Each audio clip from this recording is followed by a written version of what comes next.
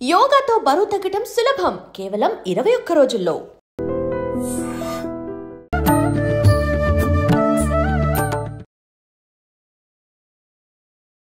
నమస్కారం, welcome to I dream. ధర్మ మార్గం విత్ విజిత కార్యక్రమానికి స్వాగతం. ప్రస్తుతం మనతో పాటు ఉన్నారు ప్రముఖ ఆధ్యాత్మికవేత్త మారెల్ల రవిశాస్త్రి గారు. ఇప్పుడు వారితో మాట్లాడదాం. నమస్తే అండి. నమస్తే. దీపావళి అమావాస్య ఆ రోజు అమ్మవారి ఆరాధన విశేషం, లక్ష్మీ అమ్మవారిది. అందరూ ఆచరిస్తుంటారు విధానాలు అన్ని, అమ్మవారిని అందరూ ఆరాధిస్తారు. అంటే ఎవరికి తోచిన విధంగా వాళ్ళు అమ్మవారి అనుగ్రహం పొందడానికి. కానీ ముఖ్యంగా మార్వాడీస్ చేసే విధానం అయితే అసలు చూడడానికి నిజంగా చాలా అద్భుతంగా అనిపిస్తూ ఉంటుంది. ఆ రోజున వాళ్ళు ఎంత విశేషంగా చేస్తారంటే ప్రతి ఒక్కటి కూడా అంత విశేషంగా అంటే వాళ్ళపైన అనుగ్రహం కూడా అదే విధంగా ఉంటుందేమో అనిపిస్తుంది. వాళ్ళ బిజినెస్ చూసినా, వాళ్ళని చూసినా కూడా మంచిగా అంటే ఉన్నంతలో కొంచెం మార్వాడీస్ అనగానే హైలో ఉన్నట్టుగా, ఎక్కువ ఫైనాన్షియల్‌గా బావున్నట్టుగా అలా అనిపిస్తుంది. ఇవన్నీ చూసుకుంటే అమ్మవారి అనుగ్రహం ఉన్నట్టే. మరి అదే విధమైన ఆరాధన అవన్నీ కూడా మనం చేసుకోవాలి అనంటే ఏం చేయొచ్చు? అమ్మవారి అనుగ్రహాన్ని ఎలా పొందొచ్చు? ఓం శ్రీ గురుభ్యో నమః. లక్ష్మీదేవి అనుగ్రహానికి చాలామంది ఒక దీపావళి అమావాస్యే కాదు, అమావాస్య సమయాన్ని చాలా పవిత్రంగా చూస్తారు. చాలామంది లక్ష్మీదేవికి అమావాస్య ప్రాణప్రదంగా చూస్తారు, ఆరాధనగా చూస్తారు. అలాగే కొంతమంది అయితే 5 రోజులు త్రయోదశి, చతుర్దశి, అలాగే అమావాస్య, భాగ్యమి, విధియ, ఇది లక్ష్మీదేవి యొక్క ఆరాధనని ఎక్కువ మంది చేస్తూ ఉంటారు. దీనివల్ల ఏంటి అంటే లక్ష్మీదేవి కరుణా కటాక్షాలు ఎక్కువగా ఉంటాయి.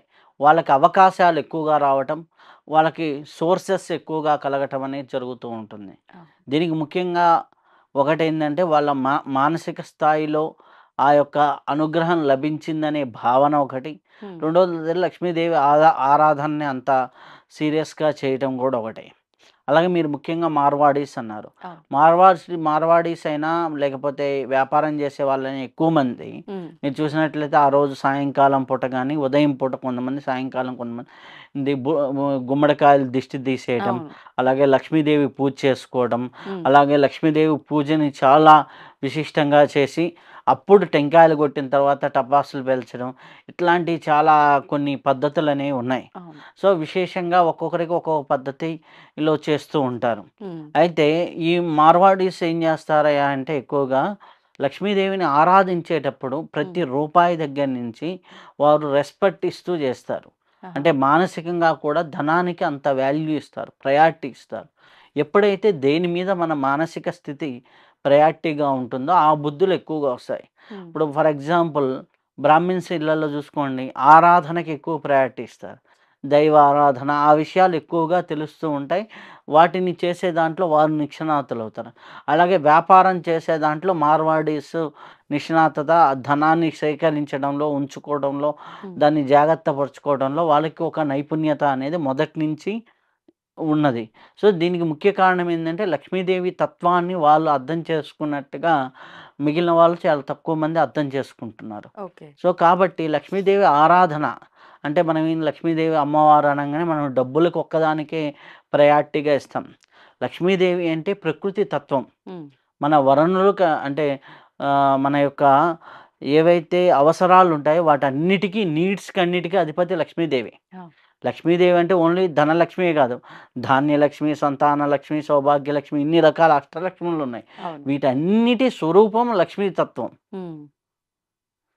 ఓకే, లక్ష్మీనారాయణ తత్వం అంటే నారాయణుడు అంటే స్థితికారకుడు, అంటే నడిపించేవాడు. ఆ నడిపించే మార్గంలో సౌభాగ్యాన్ని, సంతృప్తిని మనకి లభించాలి అంటే లక్ష్మీతత్వం కావాలి. ఇన్ని రకాల అంశాలతో కూడుకున్నది లక్ష్మీతత్వం. అప్పుడు మనకి ఇప్పుడు ఎట్లా అంటే ఇప్పుడు మన దగ్గర ఒక 500 రూపాయల నోటు ఉంది, బయటికి తీసుకెళ్ళి వాటర్ బాటిల్ కొనాలనుకోండి, ఆ వాటర్ బాటిల్ దొరుకుతుందా? ఎందుకంటే ముందర చేంజ్ లేదంటారు, అక్కడ దొరక్కపోవచ్చు. అదే లక్ష్మీ ఆరాధన చేస్తూ లక్ష్మీతత్వాన్ని ఎవరైతే నిలుపుకుంటారో వారికి ఏంటంటే అక్కడ బొంగని ఎవరో ఒకరు మంచినీళ్ళు తాగుతావా నాయన అని ఎదురొస్తారు. అది జరుగుతుంటుంది. అలాగే మనకు చూసినట్లయితే లక్ష్మీతత్వానికి ఇంకా కరెక్ట్గా చెప్పాలంటే మన హృదయ చక్రం అనేది, అనాహత చక్రం అనేది చాలా విశాల తత్వంతో ఉంటుంది. అంటే ప్రేమ, కరుణ, జాలి, దయ ఎంత చూపించాలో అంత చూపిస్తారు, ఎక్కడ ఆపాలో తెలుసు. అంటే ఒక బిడ్డను పెంచే దగ్గర కూడా ఎక్కువ ప్రేమ చూపిస్తే వాడు చెడిపోతాడు. అలా డబ్బులు ఇచ్చే దగ్గర కూడా ఎక్కువ ఇస్తే చెడిపోతారు. అవును. ఎంత ఇవ్వాలో అంతటి వరకు ఆపగలిగే సామర్థ్యం ఉండేది హృదయ చక్రానికి. ఎంత తల్లి ప్రేమ అంటారు, పైకి తిడుతుంది లోపల ప్రేమిస్తుంది. ఇలా మన హృదయ తత్వాన్ని ఎవరైతే బాగా వికసింప చేసుకుంటారో వారికి లక్ష్మీతత్వం అనేది ఆటోమేటిక్గా సిద్ధిస్తుంది. ఎవరికైతే లక్ష్మీతత్వం సిద్ధిస్తుందో ఆటోమేటిక్గా వాడికి గౌరవం అనేది సమాజంలో పెరుగుతూ ఉంటుంది.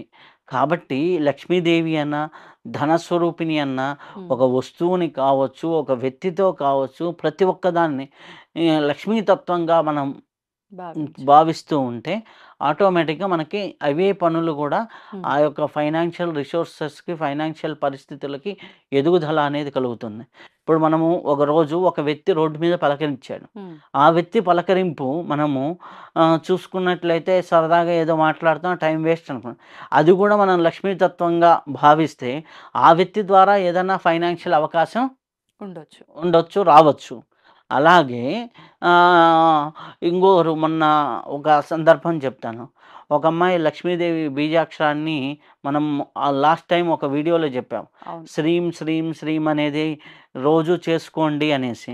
అలా మనము ఈ అమావాస్య సందర్భంలో ఈ 5 రోజులు కూడా శ్రీం శ్రీం అనేది వీలైనంతసేపు మినిమం 108, కుదిరితే ఒక 10 నిమిషాలు చేస్తే 1000 సార్లు అయిపోతుంది. అలాగే 1 గంట చేస్తే 10,000 సార్లు అవుతుంది శ్రీం అనే బీజాక్షరం. అలా ఎవరైతే బాగా చేస్తూ ఉంటారో ఒక 4 లక్షల నుంచి 12 లక్షల వరకు చేసుకోండి అని చెప్పిన తర్వాత ఒక అమ్మాయి ఎక్స్పీరియన్స్ చెప్పింది. ఆ అమ్మాయి ఏంటి, మామూలుగా ఇట్లా ఏమి అవకాశాలు లేవని శ్రీం శ్రీం అనేది బాగా చేసుకుంటూ ఉంటే తెలియకుండా అమ్మాయికి వాళ్ళ పుట్టింటి వాళ్ళ దగ్గర నుంచి ఏదో స్థలం వచ్చింది. ఈ అమ్మాయి రిజిస్ట్రేషన్ చేసుకొని వచ్చేసిన తర్వాత కరెక్ట్గా 3వ రోజుకో 4వ రోజుకో అక్కడ ఏదో ఫ్యాక్టరీ పడుతుందని వచ్చింది. అంటే యాక్చువల్గా ఏంటంటే వాళ్ళ బ్రదర్స్ వాళ్ళంతా తలా ఒక 10-12 ఎకరాస్ అట్లా తీసుకొని ఈ ఆడపిల్లకి ఏదో ఇవ్వాలి కదా అని తీరా ఒక 2.5 ఎకరాను ఎంతో వాళ్ళు అనుకొని ఒక 1/4 అనమాట ఇవ్వకపోతే బాగుండదు అన్నట్టుగా ఇచ్చారు. ఈ అమ్మాయి కూడా మనస్ఫూర్తిగా ఏమీ లేకుండా ఓకే నా తక్కువ ఇచ్చారనే బాధతోనే తీసుకుంది. తీసుకున్న తర్వాత ఈ అమ్మాయి తీసుకున్న దాని పక్కన ఇప్పుడు ఏదో ఫ్యాక్టరీ వస్తుంది లేకపోయినా వాళ్ళ దగ్గర 10 ఎకరాలు ఉన్న ఒకటి, ఈ అమ్మాయి ఒక ఎకరా ఉన్న ఒకటి. అంటే ఆపర్చునిటీ ఎక్కడి నుంచి వచ్చిందో కూడా తెలియదు. అలాగే ఇంకొక ఆవిడ ఉన్నారు. ఆవిడేంటి ఒక 150 గజాల స్థలంలో ఇల్లుంది. తెలియకుండా ఆమె సాధన చేసుకుంటూ వెళ్ళంగానే ఇటు పక్క ఏదో అపార్ట్మెంట్ కట్టాలని దీన్ని స్థలం కూడా వాళ్ళకి అవసరం వచ్చి అసలు రేటు కంటే డబల్ రేట్ ఇచ్చి కొన్నారు. ఓకే, ఆమె అది అమ్మేసి వేరే చోట ఇంకొక 1/2 కిలోమీటర్ దూరంలో 150 గజాలు కొనుక్కుంది. హ్యాపీగా 4 ఫ్లోర్ల బిల్డింగ్ కట్టించుకుంది సేమ్ డబ్బులతో. సో ఇటువంటి ఆపర్చునిటీస్ మనకు తెలియకుండా వస్తూ ఉంటాయి శ్రీం బీజం చేస్తే. లక్ష్మీతత్వాన్ని ఎవరైతే బాగా ప్రేమిస్తారో ఆ తత్వంలో ఉండి దానికి కరెక్ట్ వాల్యూ ఇస్తారో వాళ్ళకి తెలియకుండానే ఆర్థికంగాను, మానసికంగాను, ధన ధాన్య రూపేణ కావచ్చు, సౌభాగ్యం రూపంలో, ఐశ్వర్యం రూపంలో కావచ్చు, సంతాన రూపం అన్నీ మన జీవితంలో అవసరమైనటువంటి సౌభాగ్యాలన్నీ కూడా మనకి వచ్చి చేరుతూ ఉంటాయి. కాబట్టి ఇది మార్వాడీస్ ఎక్కువగా విలువనిస్తారు కాబట్టి వాళ్ళ జీవితాల్లో ఎక్కువగా ఆ సంపద సమృద్ధి అనేది ఎక్కువగా ఉంటుంది. మనం కూడా ఆ విలువ ప్రయారిటీ ఇస్తూ ఉంటే చాలా బాగుంటుంది. అలాగే మనము చాలామంది ఏం చేస్తూ ఉంటారు, తక్కువ అనే దాని మీద కాన్సెప్ట్ మీద ఎక్కడో చిన్న హోటల్లోకి వెళ్ళి ఒక టీ తాగుతుంటారు. అదే ఇద్దరు కలిసి ఒక హాఫ్ చాయ్ షేర్ చేసుకొని ఓ పెద్ద హోటల్లో కూర్చొని తాగినంత సంతృప్తి ఓ చిన్న చాయ్ దగ్గర తాగినప్పుడు ఉండదు. ఒక కేఫ్లోకి వెళ్ళి తాగేదానికి, రోడ్డు మీద తాగేదానికి చాలా డిఫరెన్స్ ఉంది. ఇక్కడ టీ టేస్ట్ మాత్రమే ఉంటుంది, అక్కడ కూర్చొని తాగేదానికి అదే డిఫరెన్స్ ఉంటుంది. సో అక్కడే రిచ్నెస్లో డిఫరెన్స్, ఆలోచనలో కొద్దిగా డిఫరెన్స్ ఓ 10%. అలా మనం చూసే దాంట్లో, మనం వేసుకునే దాంట్లో, మనం మాట్లాడే దాంట్లో ప్రతి ఒక్క దాంట్లో కూడా ఆ రిచ్‌నెస్ అనేది ఉండాలంటారా? ఉంటే ఆటోమేటిక్‌గా నీకు ఆ ఫైనాన్షియల్ రిచ్‌నెస్ అనేది నీకు వస్తూ ఉంటుంది. ఓహ్! కాబట్టి నీ అలవాట్లలో, ఆలోచనలో, భావనలో ప్రతి ఒక్క దాంట్లో లక్ష్మీ తత్వాన్ని నింపుకుంటూ జీవన విధానంలోని లక్ష్మీ తత్వాన్ని నింపుకుంటూ ముందుకెళ్తూ ఉంటే హ్మ్. ఆటోమేటిక్‌గా నీకు అనుగ్రహం లక్ష్మీదేవి ఉంటుంది. అనుగ్రహం అనేది ఉంటుంది. ఓకే. నేనేదో లక్ష్మీదేవి పూజ చేశాను, ఆ రోజు ఇన్ని పూలతో చేశాను, లేకపోతే అమ్మవారి మీద బంగారం నగేశాను అంటే కాదు. నీ నిజ జీవితంలో లక్ష్మీతత్వంగా ఉన్నావా? చూడ్డానికి లక్ష్మీదేవిలాగా ఉంది అంటాం మనం ఒక అమ్మాయిని చూడంగానే. ఒక అమ్మాయిని చూడంగానే చింపిరి జుట్టేసుకొని ఉంది అంటే విమర్శించినట్టు కాదు. మనకి ఎట్లా అంటే అవును. చూస్తుంటారు. అనమాట. నాకు ఒకరు మొన్న జాతకానికొచ్చారు. హ్మ్. జాతకానికొచ్చినప్పుడు వారు పెద్దమ్మాయిని చూడంగానే హ్మ్. ఆహ్, ఓకే అనిపించింది. చిన్నమ్మాయిని చూడంగానే అబ్బా! ఎంత లక్ష్మీదేవి కళ ఉందో హ్మ్. అనిపించింది. ఆహాహా! అనంగానే నేను జాతకం చూస్తే అది మ్యాచ్ అయింది. హ్మ్. ఏంటి ఈ అమ్మాయి ఏది సాయంకాలం 6 గంటలకి హ్మ్. ఏదో అంటే ఇంక స్నానం చేసిందో, మొహం కడిగిందో అన్నట్టుగా వచ్చింది.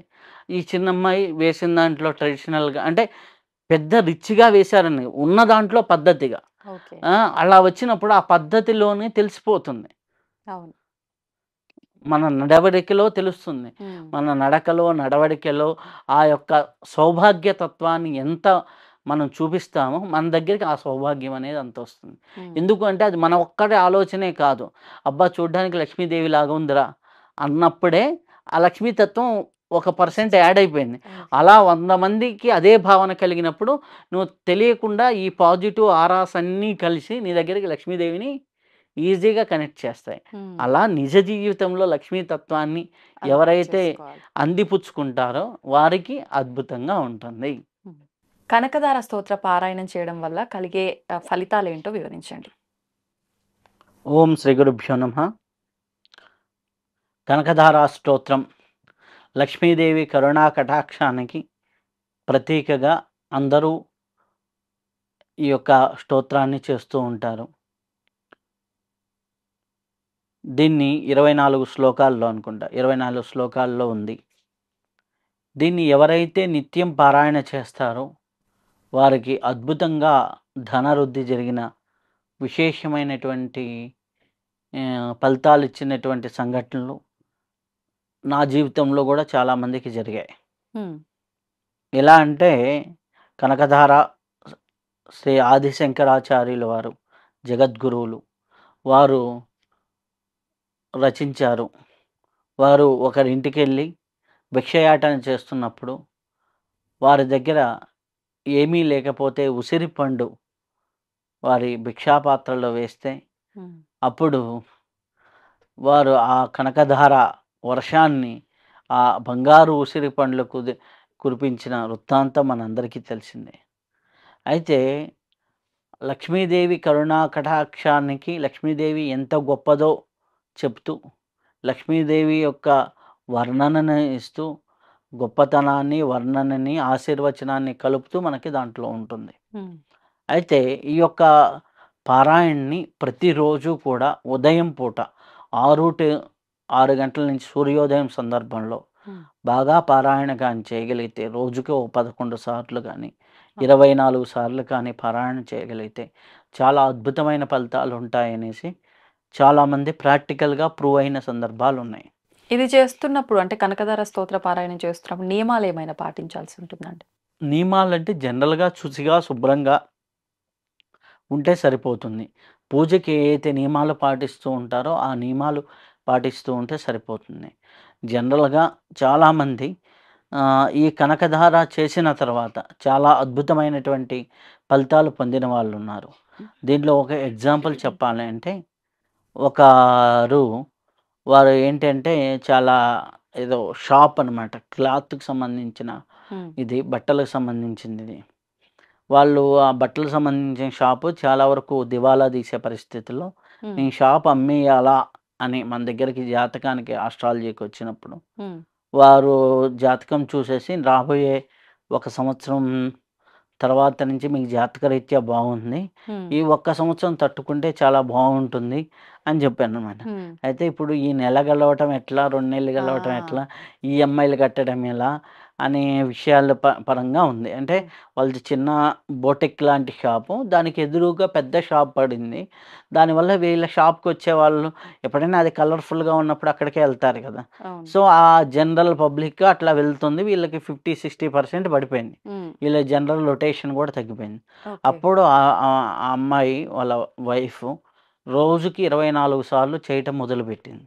అలా కుదిరినప్పుడల్లా ఇంకా ఎవరు కస్టమర్స్ లేనప్పుడు ఇంకా ఎక్కువగా అంటే ఉదయం, సాయంకాలం చేయటం మొదలుపెట్టింది. ఆహా! అలా 1100 సార్లు కనకదారాన్ని ఒక లయబద్ధంగా చేసుకుంటూ పూర్తి చేసింది. ఎప్పుడైతే 1100 సార్లు ఈ కనకదార చేయటం అయిపోయిందో ఆటోమేటిక్‌గా అంటే ఏదో అంటే వీళ్ళ షాప్‌లో ఏదో ఐటెమ్ అయితే మిగిలిపోయిందో ఇది అమ్ముడు పోలేదు గత 2 ఇయర్స్‌గా ఉందో అదే వస్తువు ఫ్యాషన్ కింద వచ్చిందంట. అంటే ఇప్పుడు ట్రెండ్. మోడల్ ట్రెండ్ అది రావటం, వీళ్ళ దగ్గర ఉండటం, డిమాండ్ రావటం, ఒకేసారి ఒక నెలలో 40-60 లాక్స్ బిజినెస్ జరగటం, ఆటోమేటిక్‌గా ఉన్న ఈఎంఐ ఒక 40 డేస్‌లో క్లియర్ అయింది. బాబాబా! అలా ఇప్పుడు వాళ్ళు ఏం చేశారు, అది కంటిన్యూ చేస్తుంది ఆవిడ. కంటిన్యూ చేస్తూ లాస్ట్ 3 ఇయర్స్‌లో ఇప్పుడు హ్యాపీగా ఇల్లు కట్టుకున్నారు. హ్యాపీగా ఇంటికి ముహూర్తం నేనే పెట్టాను. అలాగే వాళ్ళు ఇల్లు కట్టుకున్నారు. హ్యాపీగా అంటే ఒక అబోవ్ మిడిల్ క్లాస్ రేంజ్‌కి అప్పుల నుంచి ఒక మిడిల్ క్లాస్ సొంత ఇల్లు, ఒక ఇండిపెండెంట్ హౌస్ హైదరాబాద్‌లో కట్టుకోవడం అవును. అంటే చాలా అదే పెద్దగా ఏం కాదు. 120 యార్డ్స్‌లోనే కట్టారు. సింపుల్‌గా కింద parking, first floor, second floor వాళ్ళు ఉండేటట్టుగా okay. Internal duplex. Fourth floor, fifth floor రెంట్‌లలాగా కట్టుకున్నారన్నమాట. డబుల్ బెడ్‌రూమ్ ఫ్లోర్‌కొకటి. ఓకే. అయితే దీంట్లో అయినా ఇప్పుడు ఈఎంఐ పెట్టినా, ఏది పెట్టినా అది సమకూరటం అనేది ఇంపార్టెంట్ కదా! అవును. అలా ముందర అంటే ఏంటంటే వనరుల్ని మనకి ఏదో ఒక రూపేణ క్రియేట్ చేసి అమ్మవారు ఇస్తూ ఉంటుంది. అది ఆటోమేటిక్‌గా మనకి సిట్యుయేషన్‌గా మనకి క్రియేట్ అవుతూ ఉంటుంది. కాబట్టి కనకధార అనేది ప్రతి ఇంట్లో చేసుకోవాల్సిన స్తోత్రం. కనకధార గాని, అన్నపూర్ణ దేవి స్తోత్రం గాని, అలాగే కనకధార, అలాగే మనకి వచ్చేసి కాలభైరవ, అలాగే కొన్ని దక్షిణామూర్తి ఇటువంటి ఒక ఆదిత్య హృదయం ఇట్లాంటివి ఒక 4, 5 స్తోత్రాలు నిత్యం మనం ప్రతి ఇంట్లో చేసుకోవాల్సినటువంటి స్తోత్రాలు. ఇవి ఎవరైతే చేస్తూ ఉంటారో ఆటోమేటిక్‌గా వాళ్ళకి అన్నీ సమకూరుతూ ఉంటాయి. అంటే పూర్వకాలంలో ఎలా ఉండేయంటే రెమెడీస్ ఇప్పుడులాగా అని జ్యోతిష్యుల దగ్గర పరిగెత్తడం ప్రతి చిన్న విషయానికి. ఇప్పుడు కూడా ఏంటంటే జ్యోతిష్యుల దగ్గరికి ఎందుకు పరిగెత్తుతారు అంటే చూసినట్లయితే ఒక వ్యాపారం పెట్టినా మనకి కోట్లల్లో తేడాలొచ్చేస్తాయి. జీవితం తారుమారవుతుంది. అవును. సో, కాబట్టి అందుకు పరిగెత్తుతున్నారు. కానీ నిజం ఏంటంటే చిన్నప్పటి నుంచి ఒక సాధనలో ఉండి ఇప్పుడు కనకధార న్యాచురల్‌గా వచ్చి అమ్మాయికి ఒక ఏజ్ వచ్చిన దగ్గర నుంచి నేర్పించేవాళ్ళు పూర్వకాలంలో. ఓహ్! దక్షిణామూర్తి స్తోత్రం చిన్నప్పటి నుంచి నేర్పించేవాళ్ళు. అన్నపూర్ణ అష్టకం ఇట్లాంటియన్నీ అన్నపూర్ణ ఎక్కడైతే చదువుతామో ఆటోమేటిక్‌గా అక్కడ అన్నానికి కొరవుండదు. ఫుడ్‌కి ఇబ్బంది ఉండదు. ఓకే. అట్లా ఒక్కొక్క స్తోత్రం అనేది ఒక్కో దానికి ప్రసిద్ధం అనమాట. అట్లా మనకి చేసుకుంటూ ఉన్నట్లయితే చాలా బావుంటుంది. ఫైనల్‌గా కనకధారకు వచ్చినట్లయితే ఎక్కడైతే ధారగా కనకం అంటే బంగారం వర్షం కురగాలో అక్కడ ఈ స్తోత్రం అనేది పఠించబడుతుంది. అంటే దీన్ని రివర్స్ చేసామనుకోండి, ఎక్కడ పఠిస్తారో అక్కడ కనకధార కురుస్తుంది. తెలుస్తుంది. కాబట్టి మనకున్నటువంటి అన్ని అద్భుతాలు మనకి జరగాలన్నా, జీవితం బాగుండాలన్నా ముందర ఈ రోజుల్లో డబ్బుతో ప్రధానమైంది కాబట్టి ప్రతి ఒక్కరూ చేసుకోవాల్సినటువంటి స్తోత్రం కనకధార. కొంతమంది ధ్యానం చేసేవాళ్ళుంటారు. అవును. చాలామందికి చదవటం రాదు. అవును. కొంతమందికి ఇప్పుడు తెలుగు చదివే వాళ్ళు తగ్గిపోతున్నారు. తగ్గిపోతున్నారు. కాబట్టి వాళ్ళందరూ కూడా హ్యాపీగా ఒక 4, 5 స్తోత్రాలు ఆదిత్య హృదయం, అలాగే దక్షిణామూర్తి, కనకధార, రక్షణకి కాలభైరవ, అలాగే వచ్చేసి అన్నపూర్ణ అష్టకం ఇట్లా మొత్తం కలిపినా మీకు ఒక 20 నిమిషాలు అవుతుంది. అంతే. 25 మినిట్స్ అవుతుంది. ఇది ఒక ప్లేలిస్ట్‌లో ఆఫ్‌లైన్‌లో యూట్యూబ్‌లో పెట్టుకొని మీరు ఆఫీస్‌కి వెళ్ళేటప్పుడు వినండి, వచ్చేటప్పుడు వినండి. ఆటోమేటిక్‌గా మీకు తెలియకుండానే పారాయణ అవుతుంది. తెలియకుండానే జరుగుతుంది. ఓకే. ఇంట్లో లేకపోతే మీరు అవి ప్లే చేస్తూ హ్యాపీగా మీరు వంట చేయటం ఏదో చేయండి. ఆటోమేటిక్‌గా అవి వింటూ వంట చేస్తున్న వాటిల్లో కూడా శక్తి పెరుగుతుంది. టైం లేదు అని టైం ఉన్న వాళ్ళు హ్యాపీగా అక్కడ పెట్టుకొని మీరు పుస్తకంలో చూస్తూ ఆ లైన్ బై లైన్ పారాయణం చేస్తూ ఉండండి. చాలా అద్భుతమైనటువంటి ఫలితాలు మీరు చూస్తారు. ధన్యవాదాలండి. And for more videos, Please subscribe to iDream. Please subscribe to iDream. Please subscribe iDreams. And please subscribe to iDream. For more videos, subscribe to iDream. please like, share, and subscribe to the channel. Congratulations, iDream. Subscribe to iDream. Subscribe to iDream. So subscribe to iDream Media. iDream की iDream team अंदर की huge congratulations. Please subscribe iDream Media. Please subscribe to iDream. Subscribe iDream. Please subscribe to iDream. iDream అంటే నా కళల ఛానల్ను subscribe చేసుకున్న నోరు తిరుగుతలేదు, మీరైతే గంట గుర్తు కొట్టండి. For more such videos, please subscribe to iDream. Subscribe to iDream. Please subscribe to iDream. Please subscribe iDream Media. Please do subscribe to iDream. Please subscribe to iDream Media. For best entertainment and information, please subscribe iDream. And don't forget to subscribe to iDream.